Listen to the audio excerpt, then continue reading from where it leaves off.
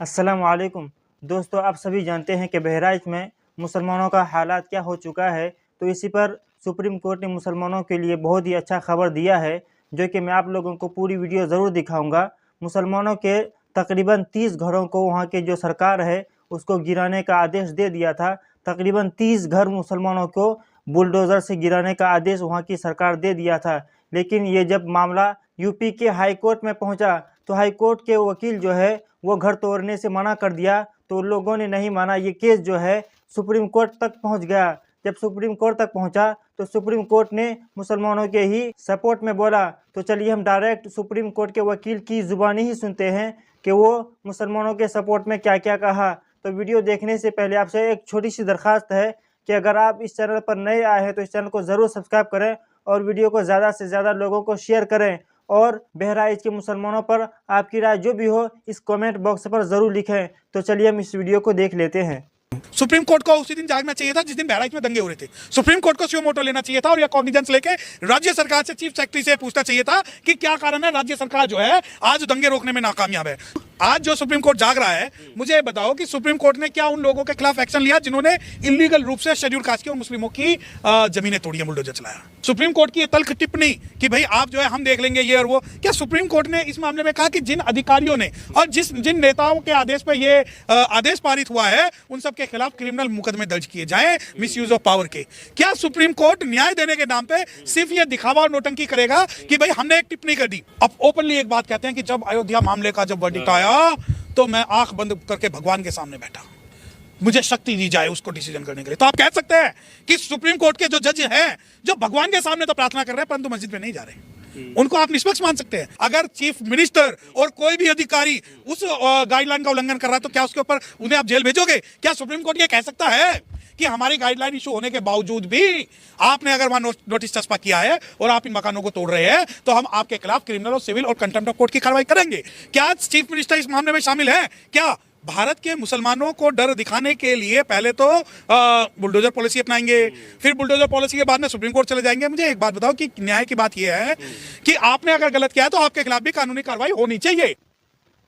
Bulldozer action को लेकर supreme court ने पहले ही रोक लगा दी थी, लेकिन अब जैसे ही बहराइच का मामला सामने आया वहां पर भी तकरीबन 23 घरों पर नोटिस चिपकाया गया और उस नोटिस के बाद 3 दिन का वक्त दिया गया, जिसके बाद पहले इलाहाबाद हाई कोर्ट ने जो है उस पर रोक लगाई और उसके बाद सुप्रीम कोर्ट ने तल्ख टिप्पणी देते हुए कहा कि अगर तोड़ना चाहते हो तो तोड़ लो, बाकी का जो काम है वो सुप्रीम कोर्ट खुद कर लेगा। यानी बहुत बड़ी बात है और सरकारों को एक तरह से चुनौती सुप्रीम कोर्ट ने दी है। सरकारें जिस तरह का रवैया अपना रही हैं, सत्यप्रकाश जी, क्या आपको लगता है अब जो सुप्रीम कोर्ट ने कहा है उसमें कितना वजन आपको दिखता है? देखिए, अगर आप एज ए लीगल एंटिटी मुझसे बात कर रहे हैं तो मुझे ना तो आज सरकार पे विश्वास है ना ही सुप्रीम कोर्ट पे विश्वास है। सुप्रीम कोर्ट पे विश्वास नहीं? सुप्रीम कोर्ट के जो जजेस हैं उन पे विश्वास नहीं है। हाँ।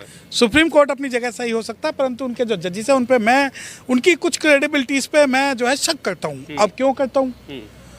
भारत के इतिहास में पहली बार ऐसा हुआ कि चीफ जस्टिस ऑफ इंडिया के घर जो है प्रधानमंत्री गए, मोदी जी पूजा करने गए। वो एक सिंबॉलिक एक इन्होंने दिखाया कि हम जो भी करेंगे खुल के करेंगे। अब चंद्रचूड़ साहब के घर पे जाते हैं नरेंद्र मोदी जी। हाँ। नरेंद्र मोदी जी के जो चेले हैं वो है योगी जी। तो आप ये कैसे मान सकते हैं कि जो माननीय चंद्रचूड़ साहब हैं वो जो है न्याय निष्पक्ष देंगे? अब दूसरी बात, अब आप मुझसे कहते हैं कि आपने तो बहुत बड़ा आरोप लगा दिया बुलडोजर पे, तो उन्होंने तल्ख टिप्पणी की है और उन्होंने ये कहा है हम मामला है ना, वो तो ये हाँ वो ये और वो। मुझे एक बात बताओ, सुप्रीम कोर्ट सोने के बाद ही क्यों जागता है? जब आज जो सुप्रीम कोर्ट जाग रहा है, मुझे बताओ कि सुप्रीम कोर्ट ने क्या उन लोगों के खिलाफ एक्शन लिया जिन्होंने इलीगल रूप से शेड्यूल कास्ट की और मुस्लिमों की जमीनें तोड़ी है, बुलडोजर चलाया? क्या सुप्रीम कोर्ट की ये तल्ख टिप्पणी कि भाई आप जो है हम देख लेंगे ये और वो, क्या सुप्रीम कोर्ट ने इस मामले में कहा कि जिन अधिकारियों ने और जिन नेताओं के आदेश पर ये आदेश पारित हुआ है उन सब के खिलाफ क्रिमिनल मुकदमे दर्ज किए जाएं मिसयूज ऑफ पावर के?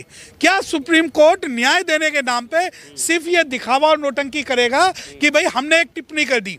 आप मुझे एक बात बताएं, क्या जो भारत के अंदर पहले जो बुलडोजर चले हैं या जो एनकाउंटर हुए हैं, क्या सुप्रीम कोर्ट ने इस मामले पे कभी भी अपना रुख क्लियर किया?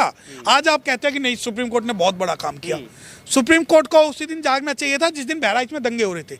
सुप्रीम कोर्ट को सुओ मोटो लेना चाहिए था और यह कॉग्निजेंस लेके राज्य सरकार से, चीफ सेक्रेटरी से पूछना चाहिए था कि क्या कारण है राज्य सरकार जो है आज दंगे रोकने में नाकामयाब है। सुप्रीम कोर्ट को तुरंत हाई कोर्ट से रिपोर्ट मंगानी थी कि क्या है इस मामले के अंदर, क्या एंगल है। सुप्रीम कोर्ट, आज आप ये कहते हैं कि सुप्रीम कोर्ट ने बहुत बड़ा काम किया। देखिए, मैं व्यक्तिगत तौर पे एक बात बताता हूँ, सुप्रीम कोर्ट चाहे दिखावे के लिए कुछ भी करे, परंतु जो real justice as per constitution है, सुप्रीम कोर्ट कहीं ना कहीं असमर्थ, हम मानते हैं कि सुप्रीम कोर्ट जो है वो कहीं ना कहीं असमर्थ है इस मामले में। पर एज पर कॉन्स्टिट्यूशन के हिसाब से ही तो ये एक तरीके से चुनौती दी गई है कि अब जो है आप घर नहीं गिरा सकते, अगर करना चाहते हो तो करके देख लो, नहीं, हम बता देंगे बाद में। देखिए, मैं यानी आप जो है कोर्ट जो है एक्शन के मूड में, देखिए कोर्ट एक्शन के मूड में है, बिल्कुल। मैंने क्या कहा, मरे पीछे आप किसी को अगर पानी पिलाओगे तो कोई फायदा है?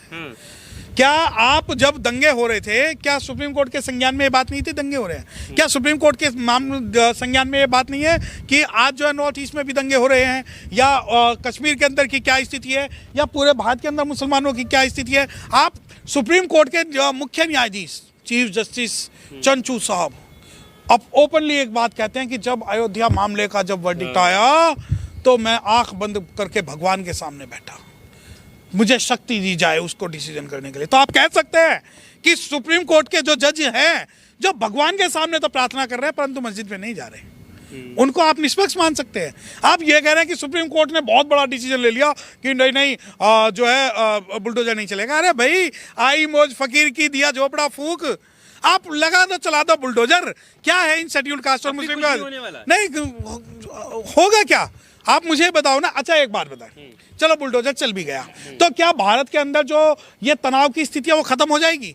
क्या सुप्रीम कोर्ट राज्य सरकार के मामले में हस्तक्षेप करेगा कि राज्य सरकार फेल है कानून और सुरक्षा के लिए, और राज्य सरकार के जो अधिकारी हैं वो बायस है जिन्होंने नोटिस चिपकाया है, और कई बार ये गाइडलाइन बनाने के बावजूद भी अगर चीफ मिनिस्टर और कोई भी अधिकारी उस गाइडलाइन का उल्लंघन कर रहा है तो क्या उसके ऊपर उन्हें आप जेल भेजोगे? क्या सुप्रीम कोर्ट ये कह सकता है कि हमारी गाइडलाइन इशू होने के बावजूद भी आपने अगर वहां नोटिस चस्पा किया है और आप इन मकानों को तोड़ रहे हैं तो हम आपके खिलाफ क्रिमिनल और सिविल और कंटेम्प्ट ऑफ कोर्ट की कार्रवाई करेंगे? अब आप ये कहो नहीं, आपको तो हर चीज में ना क्रिटिसिज्म दिखता है, आपको तो बायस हो, आप तो बिल्कुल कोर्ट को भी इस प्रकार देखते हो। मुझे एक बात बताए ना, आपका विश्वास कब से हो गया सुप्रीम कोर्ट में? सुप्रीम कोर्ट के सामने एक मुद्दा आया कि भाई आप ये डिक्लेयर करो ये बाबरी मस्जिद थी या राम जन्मभूमि थी। सूट फॉर डिक्लेरेशन के हिसाब तो नहीं किया सुप्रीम कोर्ट जजिस ने, बल्कि उसे सूट फॉर पार्टीशन कर दिया।